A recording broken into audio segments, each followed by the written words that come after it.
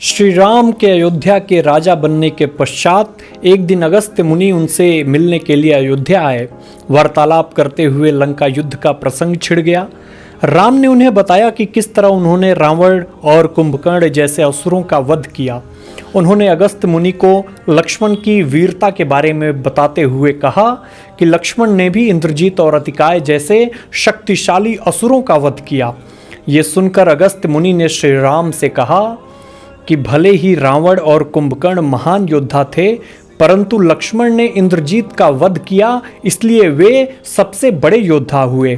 अपने भाई की वीरता की प्रशंसा सुनकर श्री राम अत्यंत प्रसन्न हुए और उत्सुकता से उन्होंने अगस्त्य मुनि से पूछा, इंद्रजीत का वध रावण वध से अधिक कठिन कैसे था? श्री राम की उत्सुकता को शांत करने के लिए अगस्त्य मुनि ने श्री राम को बताया कि इंद्रजीत को वरदान था कि उसका वध वही कर सकता था जो 14 वर्षों तक सोया न हो, जिसने 14 वर्ष किसी स्त्री का मुख न देखा हो और न ही 14 वर्ष भोजन ग्रहण किया हो। ये सुनकर श्री राम बोले, वनवास के समय मैं नियमित रूप से लक्ष्मण को उनके हिस्से के फल फूल देता रहा हूँ।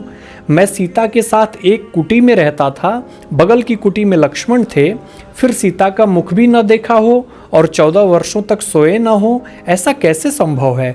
अगस्त्य मुनि श्री राम की बात सुनकर मुस्कुराए और कहा, क्यों न लक्ष्मण जी से पूछा जाए। अपने प्रश्नों के उत्तर जानने के लिए श्री राम ने लक्ष्मण जी को बुलाया और कहा कि हम तीनों 14 वर्षों तक साथ रहे, फिर तुमने सीता का मुख कैसे नहीं देखा? फल दिए गए फिर भी अनाहारी कैसे रहे और 14 वर्षों तक बिना सोए कैसे रहे? लक्ष्मण जी ने श्री राम को बताया कि मैंने कभी सीता माँ के चरणों के ऊपर देखा ही नहीं। आपको स्मरण होगा जब सुग्रीव ने हमें सीता माँ के आभूषण दिखाकर पहचानने के लिए कहा, तो मैं उनके पैरों के आभूषण के सिवाय कोई और आभूषण नहीं पहचान पाया था। आप और माता एक कुटिया में सोते थे। मैं रात भर बाहर धनुष पर बाण चढ़ाए पहरा देता था। जब निद्रा ने मुझ पर नियंत्रण लाने का प्रयत्न किया तो मैंने निद्रा को अपने बाणों से वेध दिया था।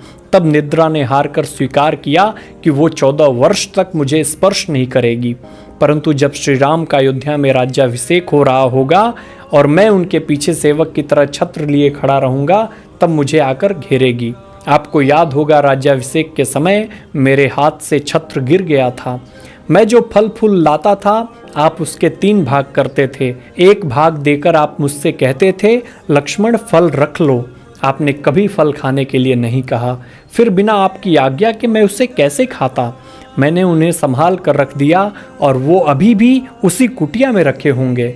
श्री राम के कहने पर लक्ष्मण जी चित्रकूट की कुटिया में से उन सभी फलों को टोकरे में रखकर ले आए और दरबार में रख दिया। जब फलों की गिनती शुरू हुई तब उसमें देखा कि 7 दिन के हिस्से के फल नहीं थे।